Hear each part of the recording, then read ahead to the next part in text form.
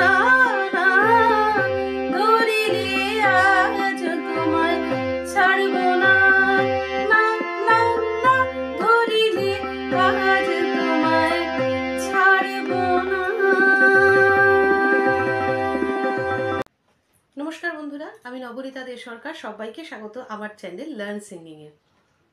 আজকের ক্লাসে আলোচনা করব একটি বিশেষ গান নিয়ে। পরপর অনেকগুলোই গানের ভিডিও দিয়েছি আমি চ্যানেলে, তো তাতে তোমাদেরই পাওয়া রিকোয়েস্ট থেকে প্রচুর এরকম রিকোয়েস্ট এসছে যে গানগুলো আমি গেয়ে শুনিয়েছি। তো গানগুলো আমি কিভাবে কি হারকাতে ইউজ করেছি, কিভাবে কি কি মডুলেশনস ইউজ করেছি, সেইগুলো তোমাদের সাথে শেয়ার করার জন্য। তো আজকের ক্লাসে নিয়ে এসেছি সেরকমই একটি কালোজয়ী বাংলা গান। তো যেই গানটি আমি সেখানে কি কি ইম্প্রোভাইজেশন ইউজ করেছি, বা সেই গানগুলোতে আরও কি কি ইম্প্রোভাইজেশন ইউজ করা যায়, এবং গানটা কিভাবে সুন্দর করে গাওয়া যায় সেই নিয়েই কথা বলবো। তাহলে চলো শুরু করছি আজকের ক্লাস। তার সাথে বলে রাখি, আমার অনলাইন এবং অফলাইন ব্যাচের সাথে যুক্ত হতে চাইলে স্ক্রিনে দেখানো এই নম্বরে তোমরা যোগাযোগ করে তোমাদের নিজেদের ব্যাচ সম্বন্ধে জেনে নিতে পারো। আজকের ক্লাসে আলোচনা করব একটি কালোজয়ী বাংলা গান নিয়ে। সামনেই হোলি, কাজেই সকলেই মানে চায় একটু হোলির গান গাইতে, হোলির গান শিখতে। তো এই গানটি কিভাবে আমরা ইম্প্রোভাইজেশন করে করতে পারি, কিভাবে ভীষণ সুন্দর করে গাইতে পারি সেটা নিয়ে বলছি। এটি একটি খুব বিখ্যাত বাংলা গান, ছবি বসন্ত বিলাপ থেকে। ও শাম যখন তখন খেলো না খেলা এমন, সকলের পরিচিত গান, সকলের খুবই শ্রুত গান এবং অত্যন্ত শ্রুতিমধুর একটি আরতি মুখোপাধ্যায়ের কালোজয়ী গান। তো এই গানটি কিভাবে গাওয়া যেতে পারে, কিভাবে আমরা আরো সুন্দর করে গাইতে পারি, সেটি তোমাদের সাথে একটু শেয়ার করছি। ধরো আমি যদি এভাবে করি, গানটি কিরম যাচ্ছে, ও শাম যখন তখন খেলো না খেলা এমন, ধরিলে আজ তোমায় ছাড়বো না। তো খুবই শ্রুতিমধুর গান। তো এখানে এটি হচ্ছে মেন সুর, ও শাম যখন তখন। তো আমি এই লাইনটি, ও শাম যখন তখন খেলো না খেলা এমন, তো এটি হচ্ছে প্রথম কথা। তো বুঝতে হবে যে গানটির ভাবটি কিরকম। গানটির ভাবটি হচ্ছে শামের সাথে হোলি খেলার একটি ভাব, একটি মুহূর্ত যেটি গানের মধ্যে ব্যক্ত করা হয়েছে। তো যেটা হচ্ছে একটি খেলার চরম মুহূর্ত, যে যদি শামকে ধরতে পারে তখন কিন্তু ছাড়বে না। কাজেই সবার আগে বলবো, যখন গান আমরা ডেলিভারি করি, সে যে গানই গাও, আধুনিক গান গাও, নজরুলগীতি গাও, ফোক গাও, যেরকমই গান করো, ডেলিভারির মধ্যে যেন সেই কথাটার এক্সপ্রেশনটা থাকে, এটাই কিন্তু, এবং পারফেক্ট সুরটা থাকে। সেই মডুলেশনসগুলো যেন এই কণ্ঠসঙ্গীত আমরা দেখাতে পারি, এবং কথাটার ওপর এমফাসিস। দেখো এইখানে আমি এটা যদি করি, ও শাম যখন তখন খেলো না খেলা মন, এটা একরকম। আমি যদি আর একবার একটু অন্যরকম করতে চাই, যে ও শাম যখন তখন খেলো না খেলা মন, ধরিলে আজ তোমায় ছাড়বো না। তো প্রথম আমি যদি ধরিলে আজ তোমায় ছাড়বো না এটি এইভাবে করি, ধরিলে আজ তোমায় ছাড়বো না, এটি হলো একটি প্লেন। আমি যদি আর একটা ইম্প্রোভাইজ ভার্সন লাগাতে যাই, তাহলে কিরম লাগানো যেতে পারে, ধরিলে আজ তোমায় ছাড়বো না, এটিও লাগানো যেতে পারে। তো এইভাবে এই ফার্স্ট লাইনটাকে আমরা বিভিন্ন মডুলেশনস করতে পারি। তো অন্তরাটি এরকম আছে,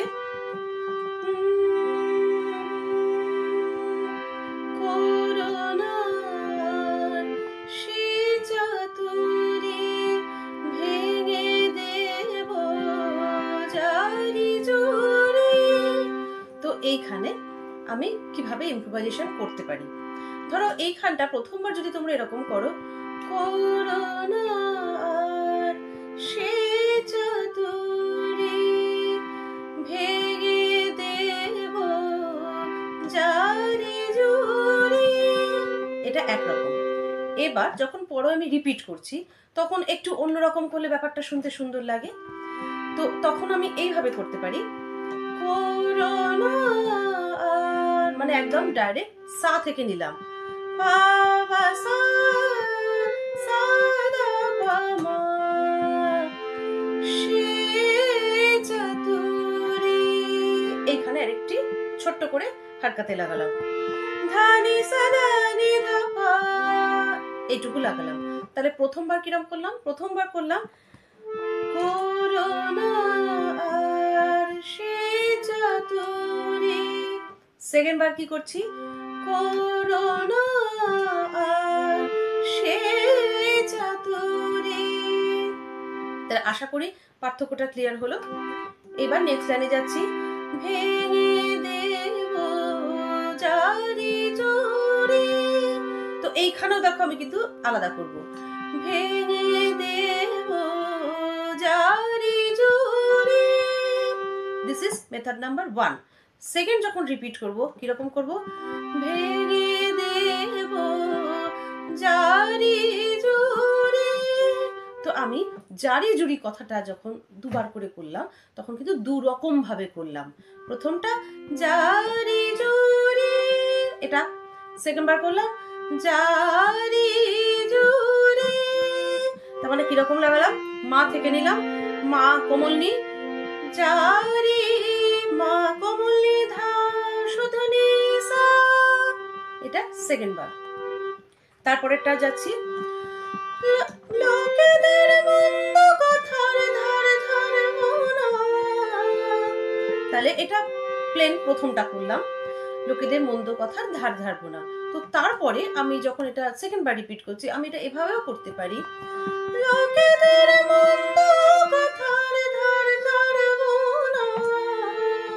তার মানে সা সা গা গা মা গা মা রে সা নি সা নি নি ধা পা। তো এইভাবে আমি এটা সেকেন্ডটা রিপিট করলাম। তো পরের লাইনে যাচ্ছি, লোকেদের মন্দ কথার ধার ধারবো না। তো এটি প্রথমটা কিভাবে করব, লোকেদের মন্দ কথার ধার ধারবো না, এটি একটি, যেটা আমি কোমলি ধা ধাতে এসে থামলাম।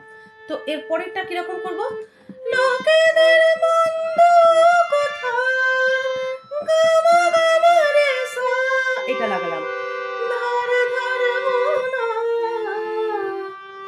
নি সা শুধু নি শুধু নি সা কোমলি ধা পা। পরেরটা পঞ্চমেশে থামলাম, ধার ধারবো না ধরিলে। এখান থেকেই কিন্তু ধরিলের একটা টান চলে আসে খুব সুন্দর, ধরিলে আজ তোমায় ছাড়বো না। আচ্ছা, এইখানে শিল্পী ভীষণ সুন্দর করে ওই না কথাটিকে ব্যবহার করেছে, না কথাটিকে দেখিয়েছেন। সেটি হচ্ছে না না, এটি একটি ধরনের না। তার মানে পা সা পা কোমলি ধা পা, সেটা কিন্তু খুব সুন্দর করে ডেলিভার করতে হবে। না না, এই জায়গাটি করার সময় কিন্তু বন্ধুরা বিশেষভাবে খেয়াল করবে, কারণ এই না এর মধ্যে কিন্তু একটি মানে সখীদের শ্যামের প্রতি পুরো একটা ফিলিংস লুকিয়ে আছে, যে তারা শ্যামকে, তাদের প্রিয় শ্যামকে ছাড়বে না, তারা খুব ভালোবেসে শ্যামকে রং মাখাবে, তো ছাড়বো না।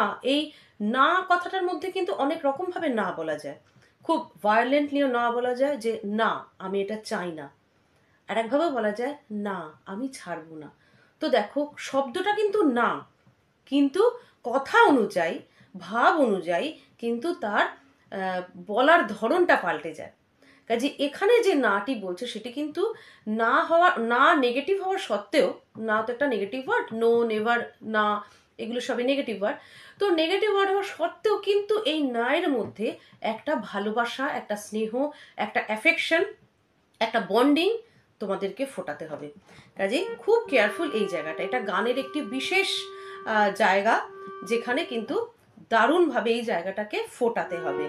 তাহলে না না ধরিলে আর তোমায় ছাড়বো না, তো এইভাবে নাটাকে করলে।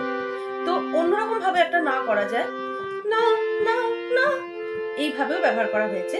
তো সেটাও খুব সুন্দরভাবে যেন খেলার ছলে যে ছাড়বো না না না, তো সেইটাকে কিভাবে বিভিন্ন একটা কাট দিয়ে দিয়ে বলা হয়েছে। তার মানে ধরিলে আজ তোমায় ছাড়বো না না না না। তো এইখানে তিনটে না যখন বলবে তখন যদি একটু কাট দিয়ে দিয়ে বলো, শুনতে সুন্দর লাগে। ধরিলে আজ তোমায় ছাড়বো না না না, ধরিলে আজ তোমায় ছাড়বো না না না না, ধরিলে আজ তোমায় ছাড়বো না। বারে বারে ফাঁকি দিয়ে, এটা প্রথমবার। তো কিরকম করলাম, বারে বারে ফাঁকি দিয়ে, মানে একদম প্লেন লাগালাম, ধা কমলি ধা পা। পরেরটা কিরকম লাগাতে পারি, বারে বারে, তার মানে কিরকম নিচ্ছি, পা পা সা ধা পা মা, ফাঁকি দিয়ে, দেখো ফাঁকিটা অন্যরকম করলাম, ধানি সা ধানি ধা পা, ধা কমলি সা ধা কমলি ধা পা, সেটা একটু স্পিডের সহযোগে করব, ফাঁকি দিয়ে, নহলে তাহলে আসবে না। নেক্সট লাইন, জিতে তুমি যাও পালিয়ে, তাহলে এটা প্রথমবার, জিতে তুমি যাও পালিয়ে। পরের বার যদি একটু মডুলেশন করে করতে চাই কিরকম দেখাতে পারি, জিতে তুমি যাও পালিয়ে, এটা পরের বার দেখাতে পারি। এখানে খেয়াল করে আমি অনেক শিক্ষার্থী দেখেছি এইভাবে তারা উচ্চারণ করে, যেমন জিতে তুমি যাও পালিয়ে, এই যে পালিয়ে কথাটা কিন্তু এক কথা। তো হয়তো করতে করতে আমাদের এমন হলো যে যাও পা, তারপরে দম ফুরিয়ে গেল, তখন কি, তখন ম্যাক্সিমাম মানে অনেক শিক্ষার্থী কি করে, যাও পালিয়ে, এটা কিন্তু ভুল। তার মানে কি হলো, পা কথাটা তো একসাথে পালিয়ে। কাজে খুব খেয়াল করে যখন কথা উচ্চারণ করবে নিঃশ্বাসটা যেন আমরা ঠিক সময় ছাড়ি। তোমার যদি মনে হচ্ছে যাও পালিয়ে কথাটা একবারে বলতে পারবে না, তখন জিতে তুমির পরে দম ছেড়ে দাও, জিতে তুমি, দম নিয়ে নাও, যাও পালিয়ে, তাহলে একসাথে যাও পালিয়ে কথাটা বলতে পারবে। বা যাও পালিয়ে, এই মানে যাওয়ের পরে পালিয়ের মধ্যে দমটা নিলে অতটা শুনতে সুন্দর লাগছে না, কারণ এখানে একটা কাট পড়ে যাচ্ছে, যাও পালিয়ে, এটা বললে অবশ্যই ভালো লাগবে না। তো বেটার জিতে তুমির পরেই তোমরা একটা দম নিয়ে নাও, জিতে তুমি যাও পালিয়ে, দেখো। এবং দম নেওয়াটা যেন এরকমই হয়, মাইকে তো অবশ্যই না, যখন আমি গানও গাইবো তখন যেন বোঝা না যায়, কারণ আমরা তো অবশ্যই খুব বড় করে দমটা নেব না। দম নেওয়ার একটা ট্যাকটিক্স থাকে, যে আমি যে দম নিচ্ছি, কোথায় কোথায় দম ছাড়ছি বা কোথায় কোথায় দম নিচ্ছি, সেটা যেন অডিয়েন্স বুঝতে না পারে। সেটা শুধু তোমার হাতে তার চাবিকাঠি, যে তুমি কত কৌশলে সেটাকে করতে পারছো। যেমন ধরো আমি এখানে কিন্তু ছোট্ট করে দম নেব, কিন্তু আমি অডিয়েন্সকে বুঝতে দেব না যে আমি দমটা নিলাম। জিতে তুমি যাও পালিয়ে, আমি কিন্তু জিতে তুমির পরে দম ছেড়েছি, কিন্তু সেটা আস্তে করে, অবশ্যই এমন করে যে সামনে মাইক্রোফোন থাকলে মাইক্রোফোনে সেই এই যে নিঃশ্বাসের আওয়াজ আসবে না। কাজে এই জায়গাটা কিন্তু একটু খেয়াল করে গাইতে হবে। তো এই লাইনটা এভাবে দেখালাম। নেক্সট লাইন চলে আসছে,